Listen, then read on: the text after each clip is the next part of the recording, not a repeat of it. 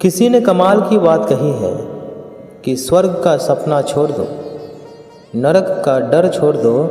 कौन जाने क्या पाप क्या पुण्य, बस किसी का दिल ना दुखे अपने स्वार्थ के लिए, बाकी सब कुदरत पर छोड़ दो। ना पैसा बड़ा ना पद बड़ा, मुसीबत में जो साथ खड़ा वो सबसे बड़ा। हाय दोस्तों, मैं हूँ सूरज और आप सभी के सामने एक छोटी सी कहानी। किसी आश्रम में एक साधु रहता था। काफ़ी सालों से वह इसी आश्रम में रह रहा था। अब वह काफ़ी वृद्ध हो चुका था और मृत्यु को निकट महसूस कर रहा था, लेकिन संतुष्ट था कि 30 साल से उसने प्रभु का सुमिरन किया है। उसके खाते में बहुत सारे पुण्य जमा है, इसलिए उसे मोक्ष मिलना तो तय ही है। एक दिन उसके ख्याल में एक स्त्री आई। स्त्री ने साधु से कहा, अपने एक दिन के पुण्य मुझे दे दो और मेरे एक दिन के पाप तुम वरण कर लो। इतना कहकर स्त्री लुप्त हो गई। साधु बहुत बेचैन हुआ कि इतने बरस तो स्त्री का ख्याल आया नहीं। अब जब अंत समय नज़दीक आया है तो स्त्री ख्याल में आने लगी है। फिर उसने ख्याल झटक दिया और प्रभु का स्मरण करने बैठ गया। स्त्री फिर से आई। फिर से उसने कहा कि एक दिन के पाप मेरे ले लो और तुम एक दिन के पुण्य मुझे दे दो। इस बार साधु ने स्त्री को पहचानने की कोशिश की, लेकिन स्त्री का चेहरा बहुत धुंधला था। साधु से पहचाना नहीं गया। साधु अब तो बहुत चिंतित होने लगा कि एक दिन का पुण्य लेकर यह स्त्री क्या करेगी। हो ना हो यह स्त्री बहुत कष्ट में होगी। लेकिन गुरु जी ने कहा है कि आपकी पूंजी ही आपकी असली पूंजी है, यह किसी को कभी मत देना। और इतनी मुश्किल से पुण्यों की कमाई होती है, यह भी दे बैठे तो मोक्ष तो गया हाथ से। हो ना हो यह मुझे मोक्ष से हटाने की कोशिश कर रहा है। साधु ने अपने गुरु के आगे अपनी चिंता जाहिर की। गुरु ने साधु को डांटा, मेरी शिक्षा का कोई असर नहीं तुझ पर, पुण्य किसी को नहीं देते, यही आपकी असली कमाई है। साधु ने गुरु जी को सत्य वचन कहा और फिर से प्रभु सुमिरन में बैठ गया। स्त्री फिर आई और कहने लगी, तुम्हारा गुरु अपूर्ण है, इसे ज्ञान नहीं है, तुम तो आसक्ति छोड़ने का दम भरते हो। बीवी बच्चे दिन दुनिया छोड़कर तुम इस अभिमान में हो कि तुमने आसक्ति छोड़ दी है। तुमने तो तुम्हारे गुरु के तो आसक्ति को और जोर से पकड़ लिया है। किसी जरूरतमंद की मदद तक का चरित्र नहीं रहा तुम्हारा। साधु बहुत परेशान हो गया। वह फिर से गुरु के पास गया, स्त्री की बात बताई। गुरु ने फिर साधु को डांटा।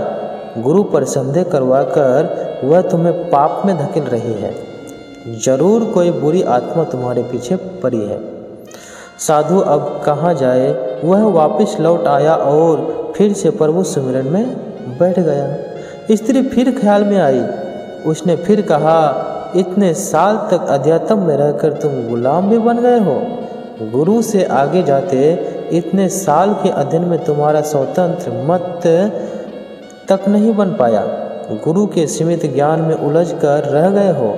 मैं अब फिर से कह रही हूँ, मुझे एक दिन के पुण्य दे दो और मेरा एक दिन का पाप वरण कर लो। मुझे किसी को मोक्ष दिलवाना है, यही प्रभु की इच्छा है। साधु को अपनी अल्पज्ञता पर बहुत गलानी हुई। संत मत कहता है कि पुण्य किसी को मत दो और धर्म कहता है जरूरतमंद की मदद करो। यहाँ तो फंस गया गुरु जी। गुरु भी राह नहीं देते, लेकिन स्त्री मोक्ष किसको दिलवाना चाहती है।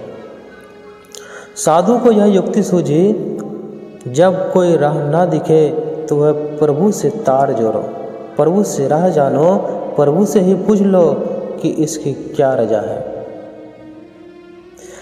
उसने प्रभु से एक उपाय पूछा। आकाशवाणी हुई। वाणी ने पूछा, पहले तो तुम ही बताओ कि तुम कौन से पुण्य परित्रा रहे हो। साधु बोला, मैंने 30 साल प्रभु स्मरण किया है। 30 साल में भिक्षा पर रहा हूँ, कुछ संचय नहीं किया, त्याग को ही जीवन माना है। पत्नी बच्चे सब त्याग दिए हैं। वाणी ने कहा, तुमने 30 बरस कोई उपयोगी काम नहीं किया, कोई रचनात्मक काम नहीं किया, दूसरों का कमाया और बनाया हुआ खाया। राम राम अल्लाह अल्लाह गोड गोड जपने से पुण्य कैसे इकट्ठा होते हैं मुझे तो नहीं पता। तुम डॉलर डॉलर रुपया रुपया जपते रहो तो क्या तुम्हारे बैंक खाते में भराएगा? तुम्हारे खाते में शून्य पुण्य है। साधु बहुत हैरान हुआ, बहुत सदमे में आ गया, लेकिन हिम्मत करके उसने प्रभु से पूछा कि फिर वह स्त्री पुण्य क्यों मांग रही है। प्रभु ने कहा, क्या तुम जानते हो वह स्त्री कौन है? साधु ने कहा, नहीं जानता, लेकिन जानना चाहता हूँ। प्रभु ने कहा, वह तुम्हारी पत्नी है, तुम जिसे पाप का संसार कहकर छोड़ आए थे। कुछ पता है वह क्या करती है? साधु की आंखें फटने लगी। उसने कहा, नहीं प्रभु, उसके बारे में मैं कुछ नहीं जानता। प्रभु ने कहा, तो सुनो, जब तुम घर से चुपचाप निकल आए थे तब वह कई दिन तक तुम्हारे इंतजार में रोई। फिर एक दिन संचय खत्म हो गया और बच्चों की भूख से उसे तुम्हारे गम पोछे डालने के लिए विवश कर दिया। उसने आंसू पोंछ दिए और नौकरी के लिए जगह जगह घूमती भटकती रही। वह इतनी पढ़ी लिखी नहीं थी, तुम बहुत बीच राह उसे छोड़ गए थे। उसे काम मिल नहीं रहा था, इसलिए उसने एक कुष्ठ आश्रम में नौकरी कर ली। वह हर रोज़ खुद को बीमारी से बचाती उन लोगों की सेवा करती रही जिन्हें लोग वहाँ त्याग जाते हैं। वह खुद को आज भी पापिनी कहती है कि इसीलिए उसका मर्द उसे छोड़कर चला गया। प्रभु ने आगे कहा, अब वह बेचैन है तुम्हें लेकर। उसे बहुत दिनों से आभास होने लगा है कि उसका पति मरने वाला है। वह यही चाहती है कि उसके पति को मोक्ष मिले, जिसके लिए वह घर छोड़ गया है। उसने बारंबार प्रभु को अर्जी लगाई है कि प्रभु, मुझ पापिन की जिंदगी काम आए ना आए, उन्हें मोक्ष जरूर देना। मैंने कहा उसे कि अपना एक दिन उसे दे दो।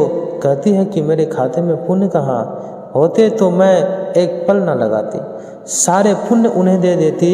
वह सुमिरन नहीं करती, वह भी समझती है कि सुमिरन से पुण्य मिलते हैं। मैंने उसे नहीं बताया कि तुम्हारे पास अथाह पुण्य जमा है, पुण्य सुमिरन से नहीं आता। मैंने उसे कहा कि एक साधु है, उससे एक दिन के पुण्य मांग लो, अपने एक दिन के पाप देकर। उसने सवाल किया कि ऐसा कौन होगा जो पाप लेकर पुण्य दे देगा। मैंने उसे आश्वस्त किया कि साधु लोग ऐसे ही होते हैं। वह औरत अपने पुण्य तुम्हें दे रही थी और तुम न जाने कौन से हिसाब किताब में पड़ गए। तुम तो साधु भी ठीक से नहीं बन पाए। तुमने कभी नहीं सोचा कि पत्नी और बच्चे कैसे होंगे, लेकिन पत्नी आज भी बेचैन है कि तुम लक्ष्य को प्राप्त हो। तुम्हारी पत्नी को कुष्ठ रोग है, वह खुद मृत्यु की शैया पर है, लेकिन तुम्हारे लिए मोक्ष चाहती है। तुम सिर्फ अपने मोक्ष के लिए 30 बरस से हिसाब किताब में पड़े हो। साधु के बदन पर पसीने की बूंदें बहने लगी, सांस तेज होने लगी। उसने ऊंची आवाज में चीख लगाई। साधु हड़बड़ा कर उठ बैठा, उसके माथे पर पसीना बह रहा था। उसने बाहर झांक कर देखा, सुबह होने को थी। उसने जल्दी से अपना झोला बांधा और गुरुजी के सामने खड़ा हुआ। गुरुजी ने पूछा, आज इतनी जल्दी भिक्षा पर जा रहे हो? साधु बोला, घर जा रहा हूँ। गुरुजी ने कहा, अब घर जाने से क्या हो? साधु बोला, धर्म सीखने।